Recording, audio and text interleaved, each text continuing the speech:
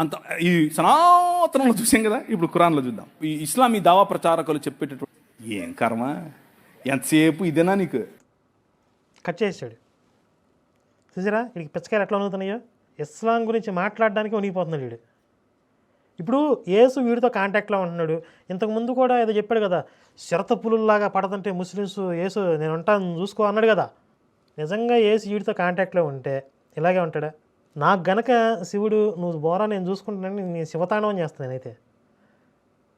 నేనైతే అలాగ ఉంటా. వీడికి ఏం తెలియదు అంటే వీడు అబద్ధం చెప్తున్నాడు. నిజంగా దేవుడి కాంటాక్ట్లో ఉంటే అసలు ఆ తేజస్సే వేరుగా ఉంటుంది, ఆ కళ వేరు. ఇన్ని అబద్ధాలు, ఇన్ని పాసిపోయిన అబద్ధాలు ఎందుకు చెప్తారు వీళ్ళు? ఒకవేళ యేసు కాంటాక్ట్లో ఉండొచ్చు, ఆయన దేవుడు కాకపోవచ్చు, అయితే అది ఒక ప్రేతాత్మ అయి ఉండొచ్చు. ఆయన ఏదో ఒక ఆత్మఘోషతో తిరుగుతూ ఉండవచ్చు. ఆ ఆత్మఘోషతో వీళ్ళతో మాట్లాడుతున్నాడేమో. సరే, దాని మీద ఇప్పుడు అంత దృష్టి పెట్టకుండా అసలు వీడేం చెప్పాడు చూడండి. ఇస్లాం గురించి మొదలుపెట్టాడు, కట్టేజ్ చేసేసాడు. మైండ్లో ఏం మతం కట్టేవారు బాబు అనిపించింది నాకు. కానీ మా హిందుత్వంలో, మా హిందూ సమాజంలో ఇలాంటిది ఏది లేదు అని చెప్తే నేను కూడా అనుకున్నాను, అబ్బా ఏమి లేదేమోలే, చాలా శాంత స్వభావులు, ఓం శాంతి శాంతి శాంతి అంటే శాంతి అనుకున్నాను నేను. బాగుంటుందా శాంతి అనుకుంటాడు వీడు. అవునా అని చెప్పి వెళ్ళి పుస్తకాలు తిరిగితే ఏముంది చూడండి. పరాశర స్మృతి 3వ అధ్యాయం 20 నుంచి 29 వరకు. నువ్వు గనక ఓ క్షత్రియా, నువ్వు గనక యుద్ధంలో చనిపోతే థౌజండ్స్ ఆఫ్ సెలెస్టియల్ డామ్సెల్స్, 1000 మంది నీకు కన్యకలు పైన వేచి చూస్తున్నారు. వాయమ్మ, మీలో కూడా ఉందా? మీలో కూడా ఉందా?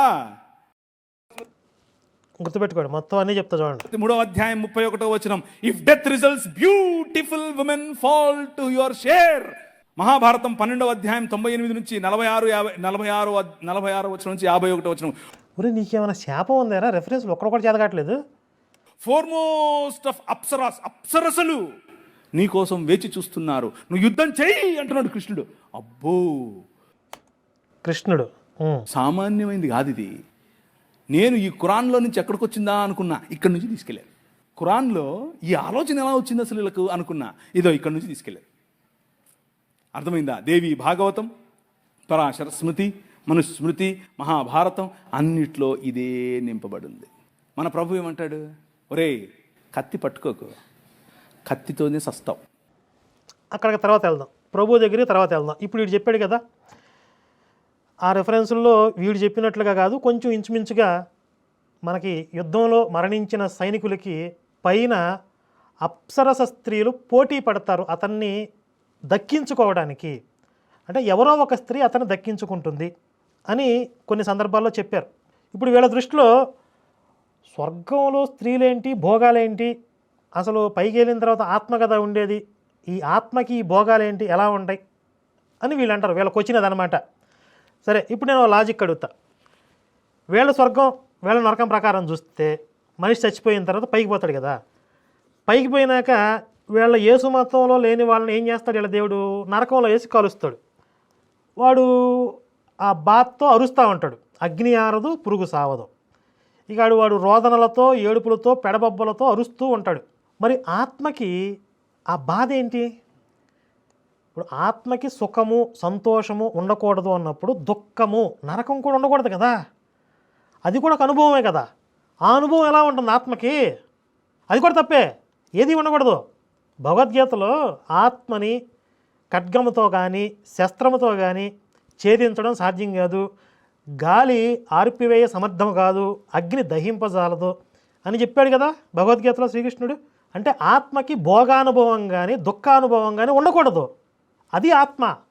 ఇప్పుడు వీళ్ళ కాన్సెప్ట్ ఏంటంటే సుఖం సంతోషం ఉండదు కానీ బాధ ఉంటుంది ఆత్మకి. అది ఎలా సాధ్యమైద్ది? కానీ హిందుత్వం ఏం చెప్తుంది? స్వర్గంలో ఉండేటటువంటి ఆ కాలం ఏదైతే ఉందో అది కూడా మానవ లోకంలో, ఈ భూలోకంలో మానవులు ఎలా జన్మ తీసుకుంటున్నారో స్వర్గంలో లభించేది కూడా ఒక జన్మ. ఇక్కడ భూలోకంలో సుఖము, సంతోషము, దుఃఖము, బాధలు అన్నీ అనుభవించడానికి వస్తాం. అలాగే ఇక్కడ చేసినటువంటి కర్మలను అనుసరించి ఈ కర్మ ఫలితాలను అనుభవించడానికి స్వర్గ నరకాలకి పోతారు. పైన నరకం కూడా ఉంది కదా, చేసిన తప్పులకి, చేసిన పాపాలకి, చేసిన చెడు పనులకి నరకంలో శిక్షణ అనుభవిస్తారు. అలాగే చేసిన మంచి పనులకి, చేసిన పుణ్యకార్యాలకి స్వర్గంలో భోగాలు అనుభవిస్తారు. అయితే ఆత్మరూపంలో పోరు స్వర్గానికి నరకానికి. ఆత్మ వెళ్ళేటప్పుడు యాతనా శరీరాన్ని ధరిస్తుంది అని చెప్పబడింది. అంటే ఆత్మ భూలోకంలో ఉన్నప్పుడు ఎలా అయితే ఈ మానవ శరీరాన్ని ధరిస్తుందో స్వర్గ నరకాలకు పోయేటప్పుడు కూడా ఆ అనుభవాల్ని పొందటానికి ఆత్మ ఒక యాతనా శరీరాన్ని ధరిస్తుంది. అలా పుణ్యం క్షీణించేంత వరకు కూడా స్వర్గంలో ఉంటారు, పాపకర్మలు క్షీణించేంత వరకు నరకంలో ఉంటారు. ఇంకా మిగిలిపోయిన కర్మలు అనుభవించడానికి మళ్ళీ భూలోకానికి వస్తారు. ఇది చెప్తుంది హిందుత్వం. వీటన్నిటికీ మించి ఈ భూలోకము, స్వర్గము, నరకము ఇవేవీ కాకుండా ముక్తి, మోక్షము, పరంధామం అనేది అన్నిటికంటే పైన ఉంది. అక్కడికి పోయిన తర్వాత ఇక నిశ్చల స్థితిలో ఉండిపోతారు. అక్కడికి అనుభవాలు ఉండవు. స్వర్గము, నరకం ఈ కాన్సెప్టే ఉండదు. అది శాశ్వత పరంధామం. ఇప్పుడు వీళ్ళ దృష్టిలో ఏంటి, స్వర్గం అంటే అదే ఫైన్ లేక, స్వర్గాన్ని దాటి ఇంకేం లేదు. మనకు స్వర్గానికి పైన పరంధామం ఉంది కాబట్టి మనకు భూలోకం ఎలాగో స్వర్గం కూడా అంతే. అది మన ఫిలాసఫీ. అందుకే భూలోకంలో మళ్ళీ జన్మ తీసుకునే వరకు కూడా పూర్వజన్మ స్మృతులు ఉంటాయి. గర్భంలో ఉన్న శిశువుకు కూడా పూర్వజన్మ స్మృతులు ఉంటాయని చెప్తారు. ఎప్పుడైతే భూమి మీదకి వస్తారో, జన్మ తీసుకుంటారో అప్పుడు ఆ మెమరీ చిప్ ఆఫ్ అయిపోతుంది. పూర్వజన్మ స్మృతులు అనేవి మర్చిపోతారు. మళ్ళీ ఫ్రెష్గా కర్మలు స్టార్ట్ అవుతాయి. ఎంత లాజికల్గా ఉంది ఇది. ఇప్పుడు వీళ్ళు స్వర్గానికి పోతారు. అక్కడ ఏం చేయాలి? వీళ్ళు ఏం చేస్తారు? అసలు యేసు ముందు కూర్చొని భజన చేస్తారు. ఎంతకాలం చేస్తారు చెప్పండి? కూర్చుంటారా, నుంచుంటారా, పడుకుంటారా? ఏం చేస్తారు? ఏ పొజిషన్లో ఉంటారు? గాలిలో తేల్తారా, లేకపోతే అక్కడ ప్లాట్ఫామ్ ఉంటుందో దాని మీద నిలబడతారా? భజన చేస్తారా? చేతిలో ఏమైనా ఉంటాయో ఉత్త చేతులతోనే భజన చేస్తారా?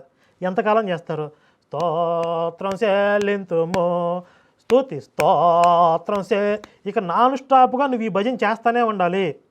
1 సంవత్సరమా, 100 సంవత్సరాల, 1000, 1,00,000, కోటి, ఎన్ని కోట్ల కోట్ల కోట్ల కోట్ల కోట్ల సంవత్సరాలు స్తోత్రం చెల్లింతు, ఎన్ని కోట్ల సంవత్సరాలు భజన చేస్తారు?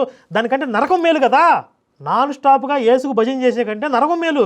అక్కడ భజన చేయక్కర్లా. మహా అయితే ఆ మంటలో ఉండి ఉండి అలవాటైపోద్ది. బోరు కొట్టి చచ్చిపోతారా స్వర్గంలో మీరు? మీ మత గ్రంథంలో స్వర్గ నరకాలు తయారు చేసినోడికి అసలు తెలియదు, కాన్సెప్ట్ తెలియదు అడిగి. అర్థమైందా? ఇంకా నీకంటే ఓఫిర్ నయ్యం. పైన స్వర్గంలో కూడా సెక్స్ ఉంటుందని చెప్పాడు. మరీ బోరు కొట్టి చచ్చిపోతారు, సెక్స్ లేకపోతే ఎలాగని చెప్పి. కనుక హిందుత్వంలో ఉన్నటువంటి ఆ స్టెప్స్ ఇక్కడ మర్త్యలోకం ఎలాగో స్వర్గలోకం అలాగే. వీటన్నిటికీ మించినది మోక్షం, ముక్తి. ఆ డిఫరెన్స్ వీళ్ళకి తెలియక ఇస్లాంలో చెప్పిన స్వర్గంలో మనకున్న మోక్షం రెండు ఒకటే అనుకుంటున్నారు వీళ్ళు. మోక్షానికి స్వర్గానికి తేడా తెలియదు సన్నాసులకి. పైగా తేడా తెలియకుండానే మోక్షానికి మార్గం యేసయ్య గోడ మీద రాస్తాడు ఒకడు. ఎక్కడుందరు మోక్షం అని బైబిల్లో? చెప్పుకు పెంటరాసి కొట్టాలి మొహాలు బాగా. బాంబు వేయకు, బాంబుతోనే సస్తావు. ఏసేమన్నాడు? కత్తి పట్టుకోకు, కత్తితోనే చస్తామన్నాడు కదా. ఇప్పుడు మీకు మంచి అద్భుతమైన సందర్భం చెప్తాను వినండి. లోకాసు వార్త 22వ అధ్యాయం 36వ వచనం. దీన్ని బైబిల్ పెట్టుకోండిగా. అందుకు అయినా యేసు, ఇప్పుడైతే సంచి గలవాడు సంచియు జాలియు తీసుకుని పోవలెను, కత్తి లేనివాడు తన బట్టనమ్మి కత్తి కొనుక్కోవలెను. ఏం చెప్తున్నాడు యేసు? కత్తి లేనివాడంట వాడి ఒంటి మీద ఉన్న బట్టలు అమ్మేసి మరీ కత్తి కొనుక్కోవాలంట. కత్తి పట్టికే కత్తితోనే సస్తావు. ఎక్కడ చెప్పాడురా? Over action. అంటే బైబిల్ తెలియదనేగా. ఆ గొర్రెలకి బైబిల్ తెలియదనే కదా నీ ధైర్యం. వాళ్ళకి తెలీదు. వీడియో చేసి పెడితే నేను వేసుకుంటాగా. చూసారా? బట్టలు అమ్మేసి మరి కత్తి కొనుక్కోండి అని చెప్తున్నాడు యేసు. కత్తి బట్టికి కత్తితోనే సస్తు అని వీడు చెప్తున్నాడు. ఎవరు చెప్పింది నమ్మాలి మనం? బైబిల్లో రాసి ఉంది నమ్మాలా, ఈ పేడ మహోవాడు చెప్పింది నమ్మాలా? అంటే ఈ పేడ మహోవాడికి బైబిల్ మీద నమ్మకం ఉందా? అసలు యేసు మీద విశ్వాసం ఉందా? ఇన్ని అబద్ధాలు చెప్తే నన్ను చంపుతాడు, ఆడికి కోపం వచ్చిద్ది వాళ్ళ దేవుడికి అని చెప్పి భయం ఉందా? అసలు ఒక పేడి మొహం వేసుకుని వచ్చేసే పొద్దున్నే